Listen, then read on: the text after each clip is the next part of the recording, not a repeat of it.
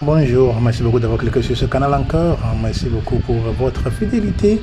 Voilà, nous sommes revenus pour pouvoir continuer avec nos réflexions sur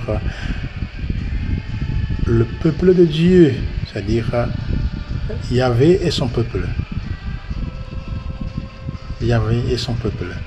Et aujourd'hui, nous voulons parler d'un terme très intéressant qui est l'origine de la sagesse. L'origine de la sagesse. Et nous ne pouvons pas parler de ce terme sans nous référer aux Écritures. Donc nous allons prendre lecture du livre de Ben Sirac, le sage, chapitre 1, de verset 1 à 10. Nous allons lire comme ça, nous allons écouter bien ce que signifie cette sagesse, cette origine. Toute sagesse vient du Seigneur et demeure auprès de lui pour toujours. Le sable de mer, les gouttes de la pluie et les jours de l'éternité qui pourront en faire le compte. La hauteur du ciel, l'étendue de la terre, la profondeur de l'abîme qui pourra les évaluer. Avant toute chose fut créée la sagesse. Et depuis toujours, la profondeur de l'intelligence, la source de la sagesse, c'est la parole de Dieu au plus haut des cieux. Ses chemins sont les commandements éternels. La racine de la sagesse, qui en a eu la révélation et ses subtilités, qui en a eu la connaissance, la science de la sagesse, à qui fut-elle manifestée et qui a profité de sa grande expérience. Il n'y a qu'un seul être sage et très redoutable, celui qui siège sur son trône. C'est le Seigneur, lui qui a créé la sagesse. Il l'a vue et mesurée. Il a répandu sur toutes ses œuvres, parmi tous les vivants, dans la diversité de ses dons. Et ceux qui aiment Dieu en ont été comblés. Parole du Seigneur. Voilà, mon frère, ma soeur. Et des fois nous parlons de la sagesse. Des fois nous parlons qu'il faut sage. Celui-là il n'est pas sage. Celle-là n'est pas sage. Ah, et lui-là n'a pas agi avec sagesse. Ah, lui-là, il est grand, il est vieux, mais il parle toujours comme enfant. Ah, celui-là, vraiment, on pense qu'il est vraiment un leader. On pense qu'il est responsable. On pense que c'est notre chef. On pense que c'est tel. Patati patata. Oui, mon frère et ma soeur. Il y a le petit même qui raisonne bien, qui pense bien, qui parle avec sagesse, qui agissent comme avec sagesse. Et qu'on voit, des fois on dit que, mais ce petit-là, mais il vient de naître. Ça fait 10 ans, 15 ans.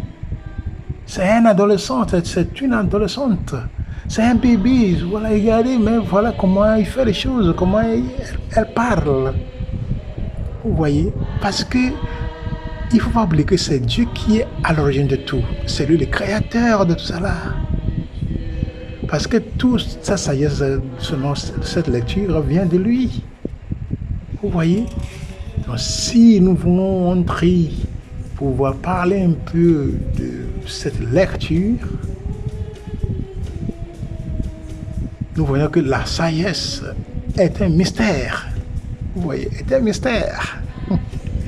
La sagesse est un mystère. Qui veut comprendre la sagesse? Ceux qui ne connaissent même pas ce qui est la sagesse, ils agissent, ils se comportent dans la sagesse. Et c'est ce que les gens voient que cet homme est bon. Quand il parle, tout le monde se tait. Tout le monde est en train de faire le bruit ici. Tout le monde est en train de faire du bruit. Voilà, tout à coup, l'homme est arrivé. Ou bien celui-là est arrivé, mais celui-ci est arrivé. Il a parlé, puis voilà, c'est la fin. Personne ne se querelle plus. Tout le monde est là. Il n'y a plus de chamaillerie. Parce que le Seigneur a désigné quelqu'un pour parler à ses enfants. Et voilà, là où nous sommes. Le Seigneur continue d'être là avec nous. Le Seigneur continue d'être ce mystère. Dieu est un mystère. L'homme est un mystère. Notre existence est un mystère parce que c'est Dieu seul qui sait comment il nous a créés, comment il nous a fait venir dans ce monde. C'est le seul qui sait. Donc la sagesse est un mystère. Première de toutes les créatures. Elle est inaccessible, comme le disent les diverses interrogations. Vous voyez, c'est pas facile d'accéder à la sagesse. Ce n'est pas facile. Pour pouvoir accéder à la sagesse, mon frère, ma sœur, il faut avoir l'esprit d'humilité, la grâce. Il faut être gratifié par le Seigneur. Il faut avoir cette attitude d'humilité d'un enfant où Dieu lui-même est prêt pour laisser ce domaine-là pour nous. Avant de parler, avant d'agir, on pense, on discerne. C'est loin du travail, disons, c'est l'un des travaux de la sagesse. Lorsqu'on pense, lorsqu'on réfléchit, lorsqu'on fait des discernements, même dans le moment, on voit que c'est difficile, qu'on ne peut plus s'en sortir. On est dans les merdes, que c'est difficile de s'en sortir. Voilà le Seigneur, là, voilà la sagesse. On se laisse dominer par elle.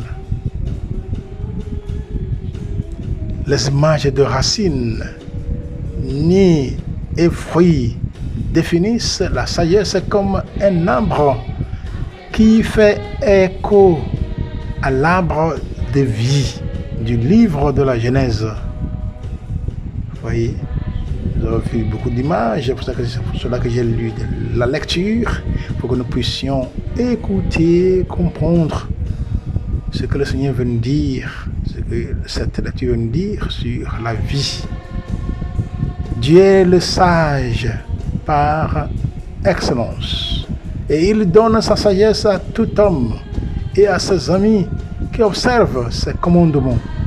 Ça veut dire que pour pouvoir posséder encore la sagesse de Dieu, il faut être obéissant. Il faut être obéissant au Seigneur. Il faut observer ses commandements. Il faut être obéissant au Seigneur.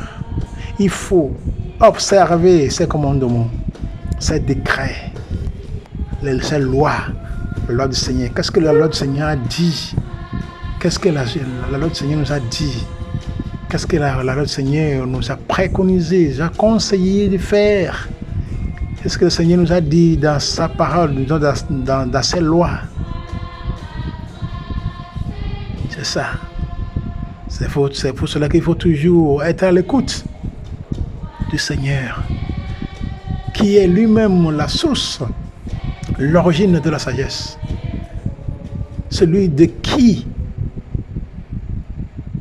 est née la sagesse. Vous voyez? Donc c'est bon d'être observant de ces commandements. Bien observer. Les 10 commandements sont là. On le dit, on les lit par cœur rapidement pour pouvoir vite terminer. Lorsqu'on arrive là-bas dans nos cultes, dans nos religions, ceux qui ont ça, les 10 commandements du Seigneur, où nous sommes en train de lire dans nos prières, il y a des prières matinales dans les églises, où les 10 commandements sont répétés, sont lus, pour pouvoir se rappeler de ce que le Seigneur veut de nous, ce que le Seigneur veut de ses enfants, ce que le Seigneur veut de l'humanité entière. Qui veut vraiment recevoir la sagesse de Dieu n'a qu'à s'humilier, n'a qu'à prier, n'a qu'à se patienter, n'a qu'à observer ce commandement, le commandement du Seigneur. Parce que la sagesse vient se poser là. On peut avoir beaucoup de licence, beaucoup de papiers d'école, beaucoup d'études. Sans la sagesse, si on part toujours sur la vide, si on retourne au village, dans nos familles, on se comporte de la même façon que tous ceux qui n'ont, comme celui qui n'a pas fréquenté. Parce que ceux de la maison peut-être ils n'ont pas fréquenté dans nos villages, où c'est difficile d'aller à l'école. Nous connaissons, n'est-ce pas? Il y a dans des villages, il y a vraiment dans certains endroits, c'est une seule personne qui a fréquenté. C'est 2 personnes, c'est 3 personnes. Donc, dans chaque famille, peut-être une personne a fréquenté. Les restes sont à la maison. Donc, lorsque nous revenons à la maison, pendant les vacances, pendant le congé, nos comportements, nos manières d'agir, de parler, doivent démontrer quelque chose du Seigneur. Parler avec fermeté, parler avec sagesse. Il va parler comme ceux qui n'ont pas fréquenté, mais comme ceux qui ont fréquenté. Il faut que la sagesse mesure toutes nos pensées, toutes nos paroles, tout ce que nous voulons dire à nos frères et sœurs. Parce que c'est nécessaire. C'est ça l'origine même. Avant de parler, on se parle. Avant de parler, on se parle dedans. On parle au-dedans de nous. Avant de faire sortir ce qu'on veut dire à l'autre. Avant de faire sortir ce qu'on veut dire à l'audience, à nos frères et sœurs. Si sont un pasteur, dans une association, dans une société, dans une institution, avant de parler, avant de communiquer, il faut bien penser. Il faut bien penser. On ne parle pas pour parler. On ne parle pas pour parler. Il faut parler avec sagesse. Il faut mesurer des paroles. Il faut voir ce qui va sortir de ma bouche et que ça va rendre heureux l'autre. Avant d'en faire sortir. Sinon, on va parler pour blesser. Sauf si on veut la guerre. Mais si on fait la paix, toujours que la paix règne. Comme Jésus veut que nous soyons des instruments de paix. Que nous soyons des outils de paix. Dans notre vécu, dans notre convivialité dans ce monde. Avec nos frères et sœurs. Que la paix règne. Il faut toujours chercher la sagesse. Il faut toujours chercher la sagesse. Il faut toujours demander au Dieu de la sagesse de nous inspirer. Cela, vous voyez, parce que c'est très nécessaire. La sagesse vient pour mesurer nos paroles, vient pour mesurer nos pensées, vient pour régler nos paroles, nos mots, vient pour nous assister. Pour que nous ne soyons pas des hommes de guerre. Parce que nous savons que c'est la même langue que nous utilisons pour dire Amen, Alléluia, c'est la même langue que nous allons utiliser pour pouvoir crucifier nos frères et sœurs, comme nous l'avons fait pour Jésus-Christ à son époque.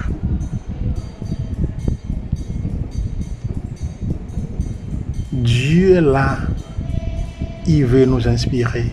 Dieu est là, il est en train de frapper à nos portes. Il veut entrer en dialogue avec nous. Il veut s'asseoir avec nous. Il veut nous aider à penser. Il veut nous aider à discerner. Il veut nous aider à agir. Il veut nous aider à voir. Il veut nous aider à juger bon, toujours, afin d'agir. Il veut nous aider à être nous-mêmes. Il veut nous donner cette connaissance profonde. La sagesse est une connaissance profonde. Et si nous entrons dans le Nouveau Testament, la sagesse, c'est Jésus lui-même. C'est Jésus-Christ lui-même. Et donc, lorsque nous possédons Jésus, nous possédons la sagesse.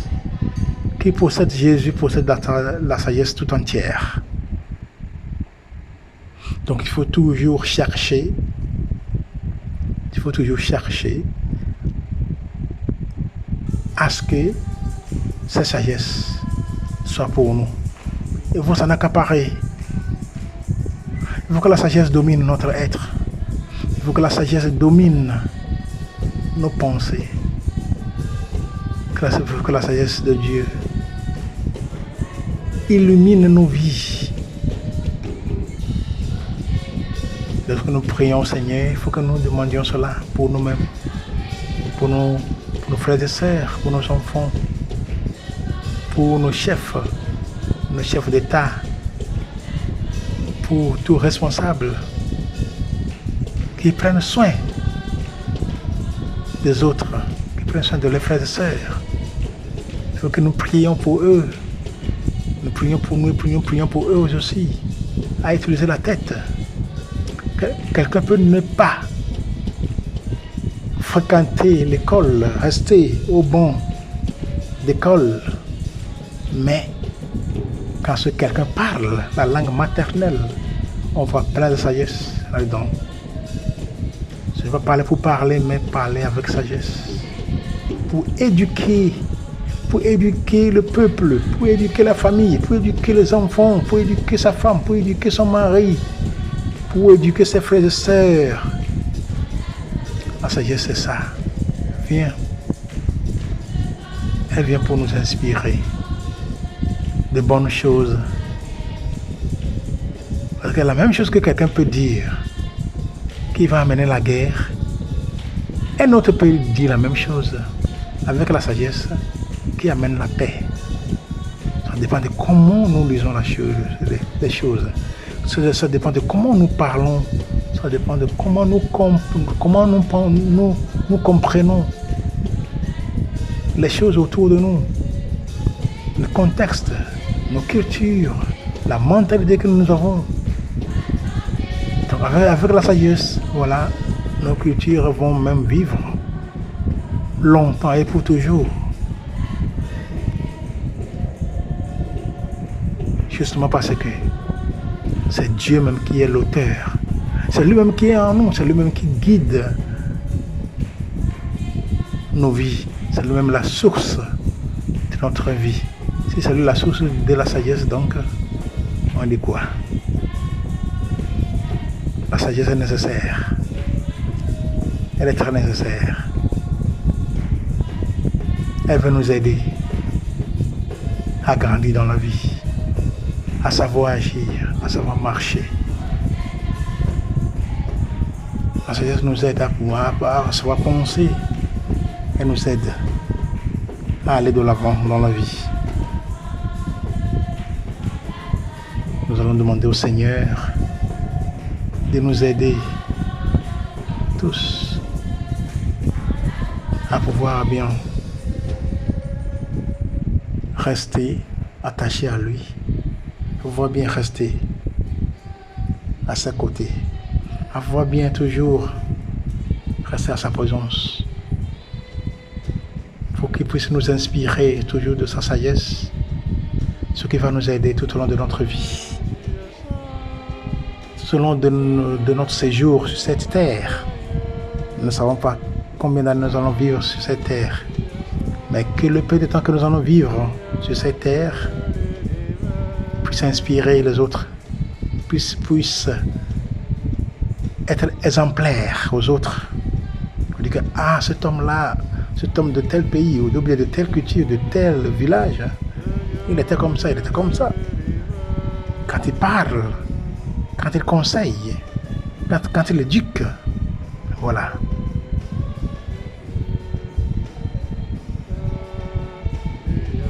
Que le Seigneur continue à bénir tous ses enfants dans le domaine des déblocages divers. Quel est le blocage que vous avez? Croyez-vous que le Seigneur peut le faire partir? Croyez-vous que le Seigneur peut l'arracher, peut briser cette chaîne, peut casser les barrières de réussite, peut vous débloquer? Croyez-vous? Ayez confiance en lui. Et là, il va faire. Que la cour céleste, avec nos anges gardiens et leurs associés et alliés, continue par intercéder pour nous dans le sang précieux, béni, sacré et puissant de notre Seigneur Jésus-Christ, qui vit et règne avec Dieu le Père et l'Esprit Saint, un seul Dieu, maintenant et pour les siècles des siècles. Amen. Merci beaucoup d'avoir écouté, d'avoir assisté à cet enseignement encore. Ne faut pas oublier de continuer par liker, de vous abonner, par partager et par commenter. Merci beaucoup, que Dieu nous garde. Shalom.